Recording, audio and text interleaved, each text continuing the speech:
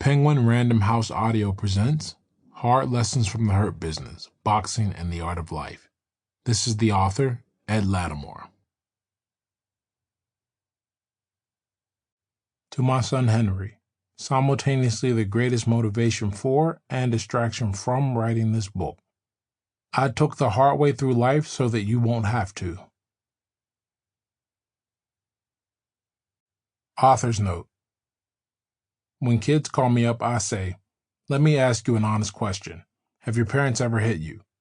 If they say no, I say, "I don't think you belong in boxing." Hal Adonis, president of USA Boxing from 2009 to 2012. To become a skilled fighter, you need more than just physical strength. You need a certain kind of spirit, a spirit forged in the crucible of life's harshest trials. You only become that person when you've endured life's blows and sought healing from them. Grit and resilience aren't just inborn traits. They're the products of adversity. Whether you're up against oppressive parents, relentless bullies, or the unforgiving grind of life itself, you learn to fight by fighting.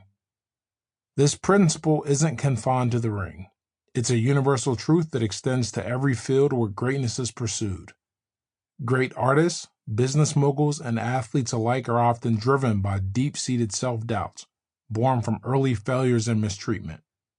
Their craft becomes their battleground, a way to outrun the shadows of their past and strive for a brighter future.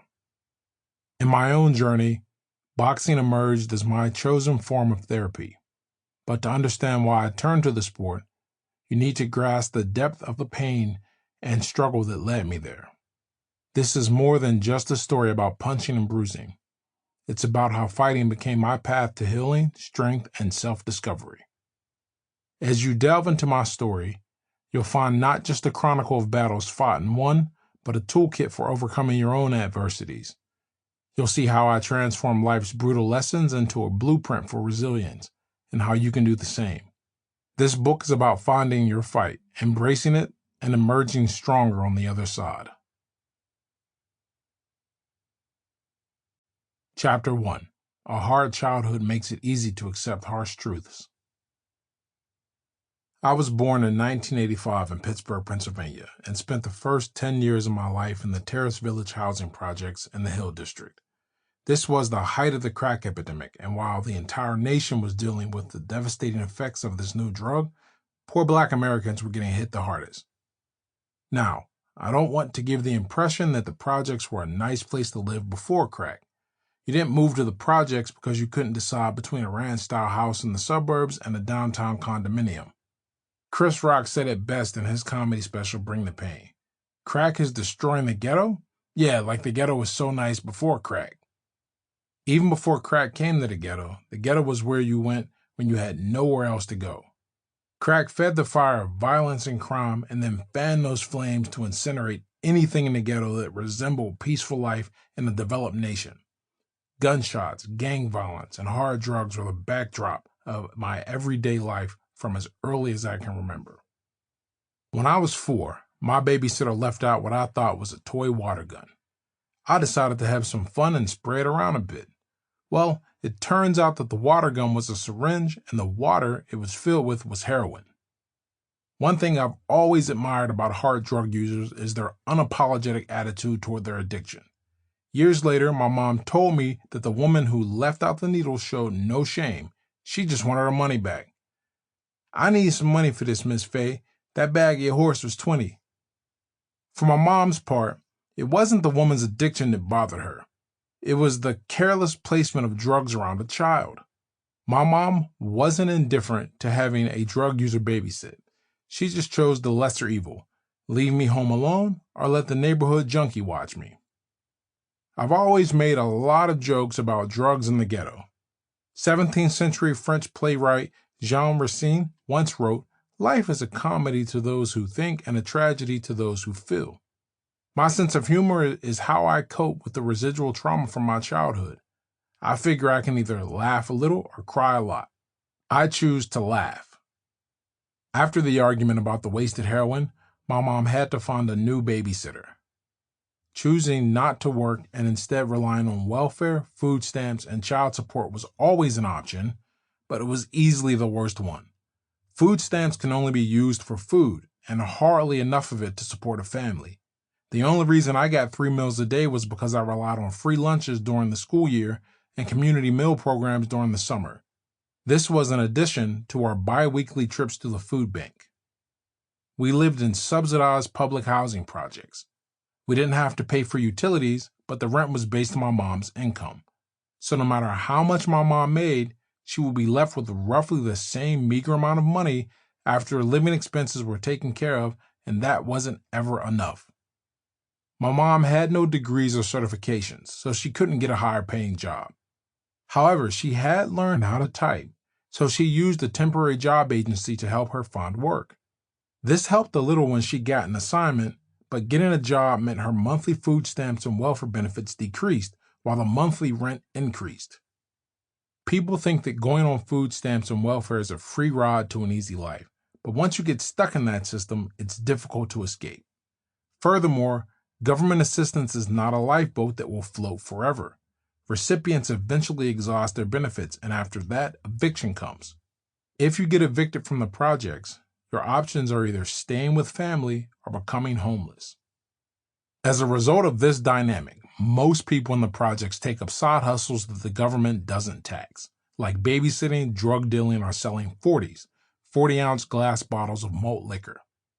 My mom dabbled in all three at different times, but she also used another tactic to lessen the financial burden. She got a boyfriend living with her, but kept him off the lease. Just because it's normal doesn't mean it's right. I don't remember how my mom met Fred. I just remember he appeared one day and started living with us. He worked at Wendy's and liked to build model airplanes. He would occasionally play me in Tecmo Super Bowl on my Nintendo, but other than that, I don't have any positive memories of him. Instead, I remember the beatings. Aside from striking us with a belt or extension cord, Fred would make us put our hands against the wall, extend our arms, and kick out our feet so that our arms are the only thing keeping us from falling to the ground. Then we'd have to hold the pose indefinitely.